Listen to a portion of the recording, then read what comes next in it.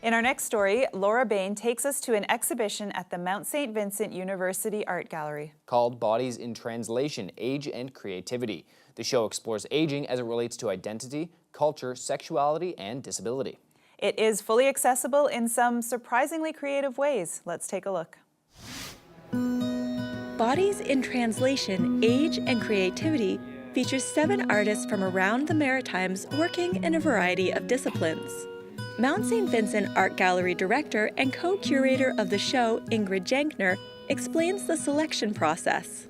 They had to be people who identify as older adults. They had to be professional artists. And then their work had to have something to do with aging, either as its theme or as its subject matter, or it could engage with disability in some way. This is the first show at the gallery designed to be accessible. Well, we used the opportunity because our partners with this exhibition are the Nova Scotia Centre on Aging, which is a gerontology research unit on campus, as well as Bodies in Translation, which is a SSHRC-funded research group on disability arts. So because of their focus on disability, we thought this would be a really great chance to collaborate with experts and introduce those themes into our own presentation practices. Co-curator Eliza Chandler designed the show's accessibility features following standards she developed at Tangled Art Gallery in Toronto. It was really important for us to make this exhibition fully accessible as well, in addition to having disabled and aging artists featured in the show. So this is the work of Cecil Day. She is a print maker. One of the first accessibility features I experienced is the availability of a gallery volunteer for live description. We started the work of Cecil Day entitled Grasses. Cecil is an artist in her early 80s living with arthritis. Her prints about vegetation in different seasons of the year offer a metaphor for the life stages of a human being. There are 6 prints hanging on the wall. They're about 4 feet wide, or a little bit smaller than that, and about 3 feet high. They're black and white.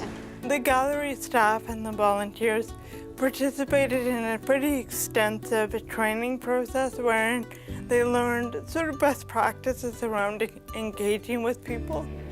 Like most of the pieces, Cecil's work includes a tactile element.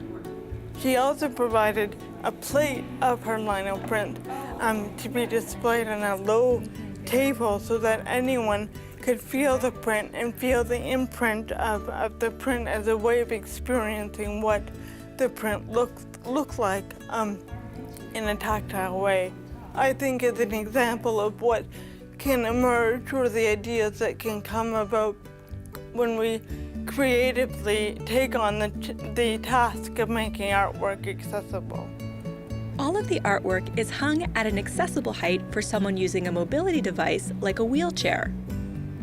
In total, the show features about 20 accessible features, including ASL interpretation, videos with closed captions, and visual descriptions by the artist via headset. My name is George Steves, and I was born in 1943. A favorite exhibit of mine is Red Fragments by textile artist Anna Torma. It's a collaboration with her aunt in Hungary who experienced a stroke. Anna set up a kind of mail collaboration. She would mail her aunt a canvas panel with some embroidery on it, traditional red Hungarian embroidery, and her aunt would complete the panel, send it back, and Anna would send another one. And you can follow the progress of these panels. The aunt was using her hands and trying to recover from the stroke, and eventually she just weakened and she couldn't respond any longer. I like that touching the art is encouraged. Feeling This Scarecrow Made of Burrs by Omni Nordman helps me experience it in a more intimate way. I also enjoy exploring Group On by Michael Fernandez, a playful exhibit of sneakers, weights, a curtain rod, and a clock. In this, he kind of tells us how the process of aging has affected him and how he's adapted everyday objects to not very useful purposes as aids for himself. So of course the cane is a curtain rod. It doesn't work as a cane. The sneakers are tied together because they're too beautiful and youthful looking for him to bring himself to wear them. the clock doesn't work.